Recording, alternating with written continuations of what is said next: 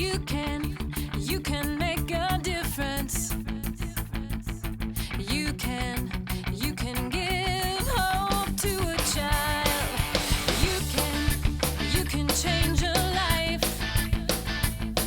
And that is no small change.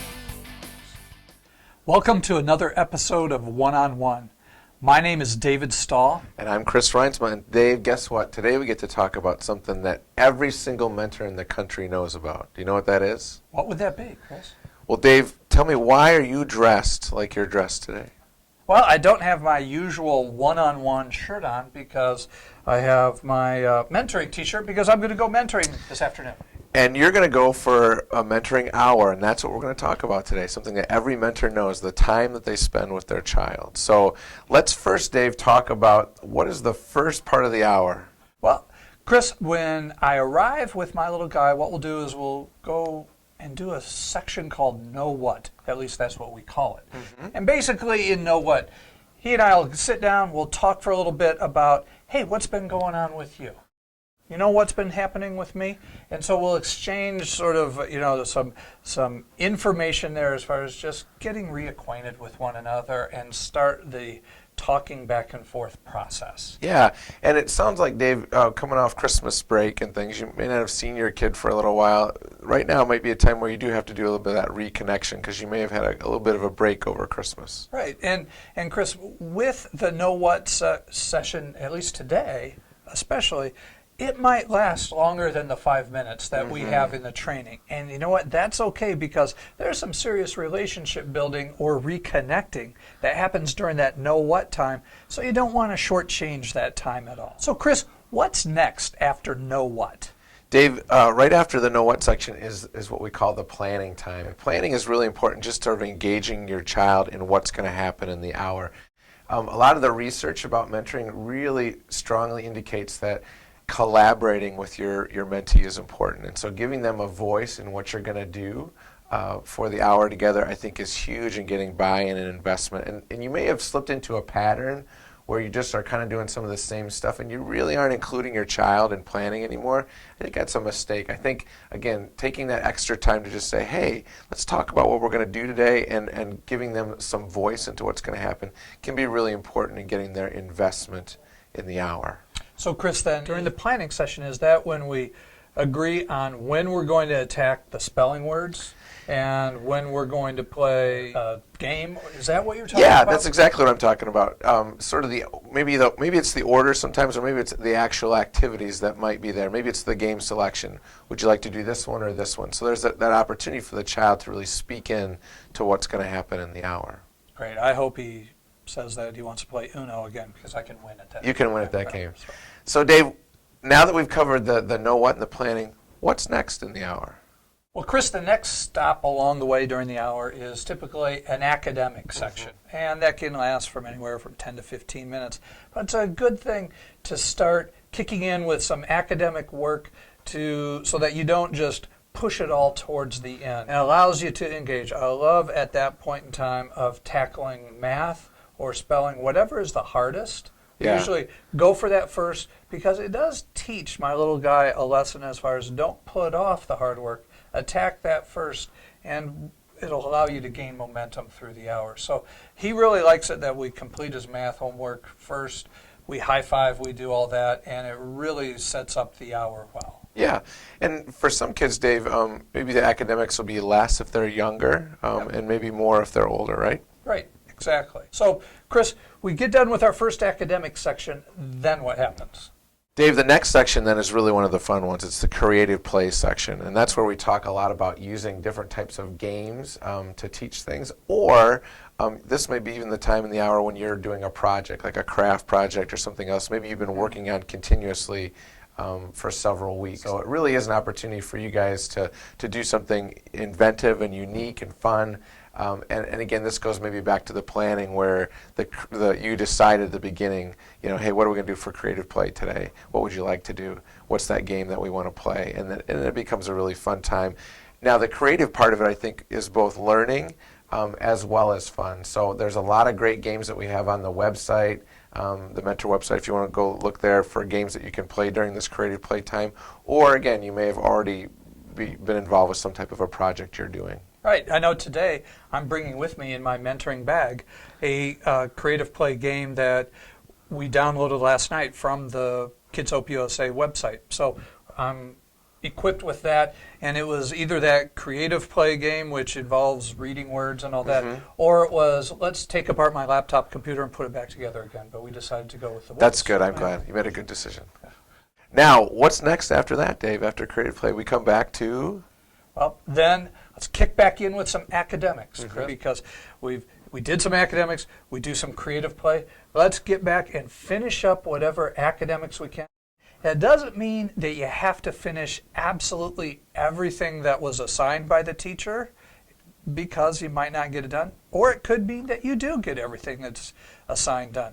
But what it is another stimulus of academic activity so that you're balancing out the hour where it's not all just play. And Chris, we get done with that academics, and what's next? I have a feeling it's something fun. Well, it's play, straight up play. That's really a great time, a great way to end the hour with your mentee. This is a chance, I think, to go to different parts of the building, potentially to go to the gym, to play basketball, to do something else. Maybe it's pulling a game off the shelf that doesn't really have any academic piece to it, but it's just straight up fun, or something that you guys enjoy together. It's maybe Angry Birds on the iPad, things like that. But I think play is something that's really important. In our new training materials, we talk about fun, academics, and relationship building as the recipe for a great hour. And this playtime is really just straight up fun. So have fun with your student at the end of that hour, and make sure you build that time in, because that's important for them and for you, and just your relationship, that you feel good about one another by having fun together. And then after play, what happens?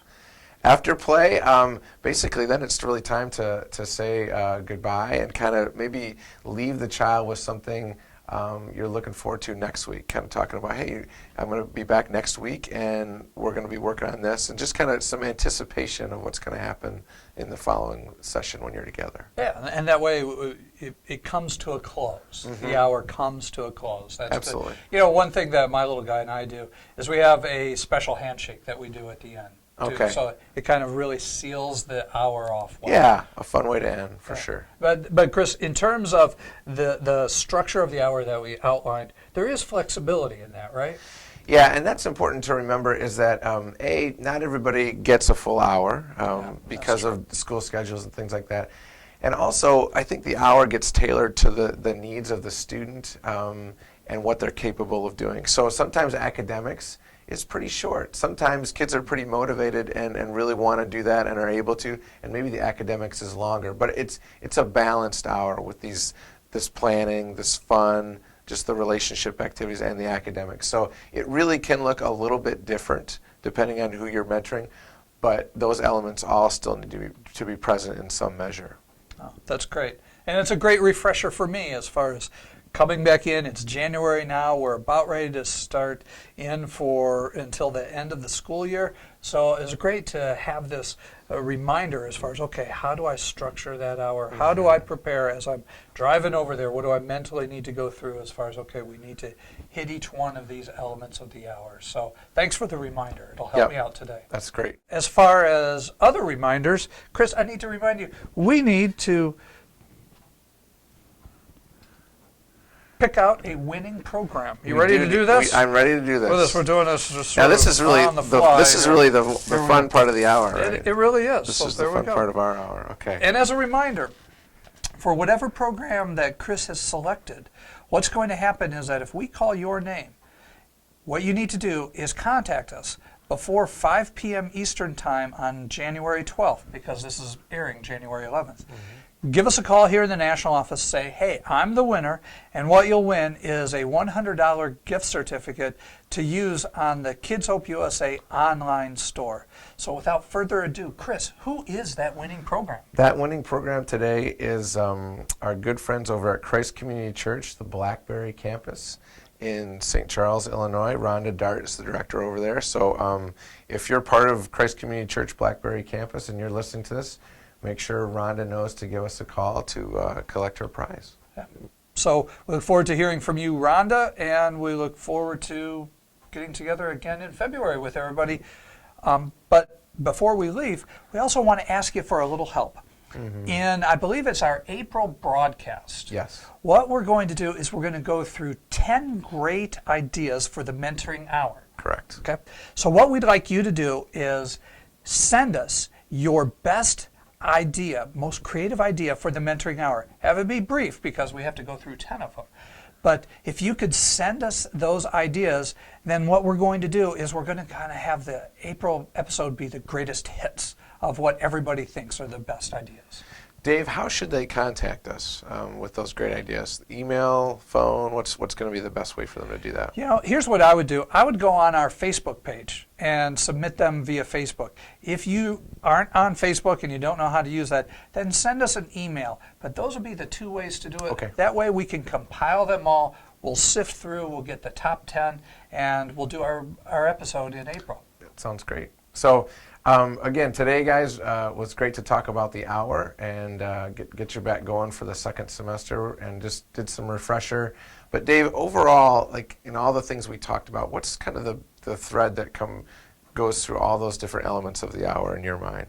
I really think it's a matter of, it's all about relationship building. No matter what we do, we're doing it together. We've planned it out, and it's sort of like we're going arm in arm, hand in hand through the hour together.